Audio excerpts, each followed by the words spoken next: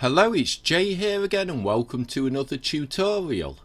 In this lesson, before we come to filling out these two functions that will begin in the next lesson, I've decided to do the adrenaline boost function first. Now, if I come back to the player tired state, as I'm sure you all remember, we cannot move in this state because of this code. All we can do is play an out of breath animation and audio.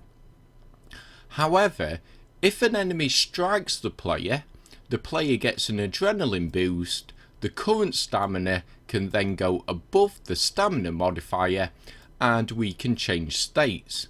So we need to create that adrenaline boost function. And I'm going to create mine here after the apply damage to player but before these two functions. And of type public, it's going to be of type void because it does not return a value, and we will just call this adrenaline boost. We'll open and close brackets, we'll open and close. We'll come inside this first set of brackets and we'll say int underscore and then adrenaline boost. Now this is going to be the amount of stamina we can give to the player within this function. Now we won't be able to test this code until we have the enemy attack script in place, because this value is not going to come from the player health script, it's actually going to come from the enemy script, the enemy attack script.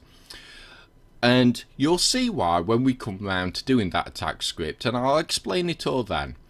But we can definitely get this function filled out and ready. And the first thing to do is get the debug log in place. I'm just going to copy and paste this one and change the debug log to adrenaline boost.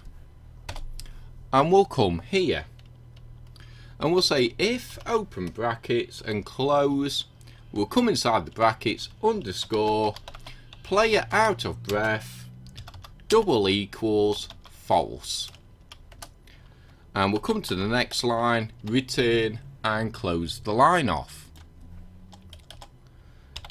Into the comments, so we'll say if player is not out of breath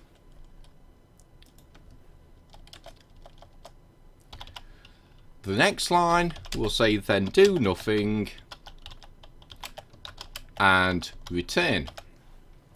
So when the enemy strikes the player, it will automatically pass this value and activate this function. However, if the player is not out of breath, then this function will do nothing else. It won't read the code that we're going to input down here. However, if you remember from the player tired state, we set out of breath to true. So if it is true, then we can do something else. And as you remember, I'm sure we set it to false if we change states. So we'll say if, we'll open and close brackets again, and we'll open and close. We'll come inside this first set of brackets underscore and player out of breath double equals true. And we'll put this in the comments.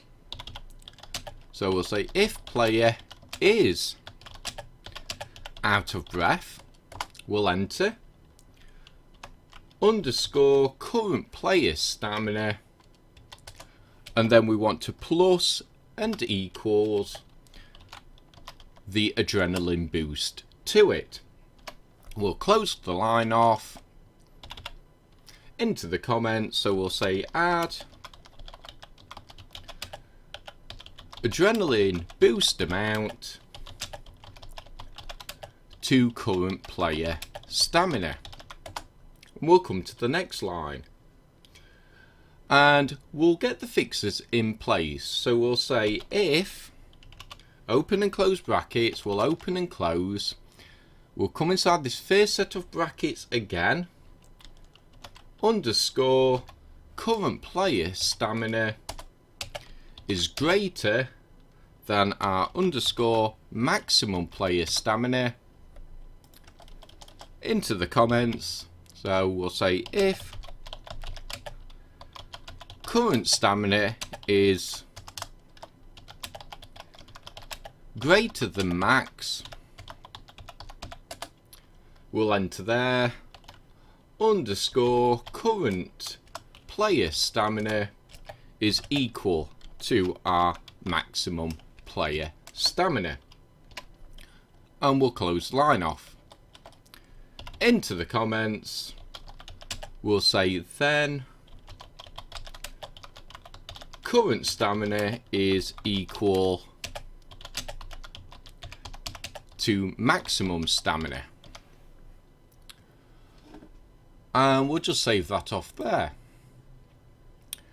And let's have a look. In fact, we'll just cut this. In fact, I'll put this in an extra if block at the bottom here. In fact, I'll do it that way. I'll just bring the comments back into line and we'll save it off again. So when the enemy strikes the player, it passes a value into this naming convention. If the player is not out of breath, then we do nothing and return.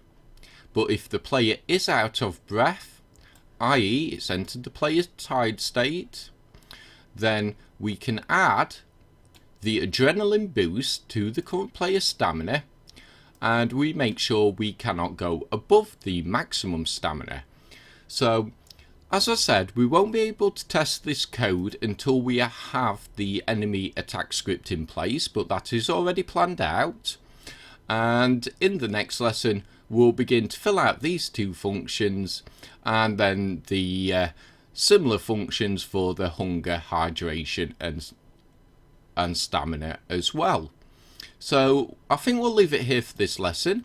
I hope you enjoyed it. I hope to see you next time, and until then, bye for now.